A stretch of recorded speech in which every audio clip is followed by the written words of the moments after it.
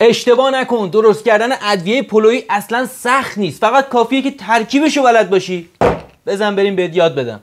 مثل همیشه اول آسیاب. اولین ادویه دارچین واسه یه عطر گرم و شیرین، هل سبز واسه عطر خاص و لوکسش، زیره سبز واسه عطر خاکی و کمک به هضم غذا، تخم گشنیز واسه تعادل عطر ادویه ها، زردچوبه واسه رنگ طلایی خوشگلش، غنچه گل محمدی واسه رایحه گلی امضای آشپزای ایرانی، فلفل سیاه واسه تندی ملایم و تقویت طعم‌ها، جوز هندی واسه عطر گرم و مخملیش، ریشه جوز ادویه ناشناخته. بچه این ریشه جوز خیلی معطره، همه عطاری هم دارن، خیلی هم ارزون قیمته، اینم یه کوچولو.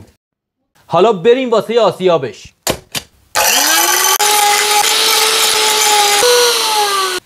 به به، خداییش عجب عطری داره. بریم که الکش کنیم. میزان ترکیبات توی کپشن برات نوشتم، حتما بخونش. عطرش اونقدر زیاده چشم آدمو میسوزونه. این ادویه بی‌نظیر توی انواع پلو میتونی استفاده کنی. اگه این پست واسط مفید بود، نظرتو حتما این پایین برای من بنویس. 3 تا قلب قرمزم بذار که بهمون انرژی بدی. این پستم بفرست واسه اونی که عاشق پلوه.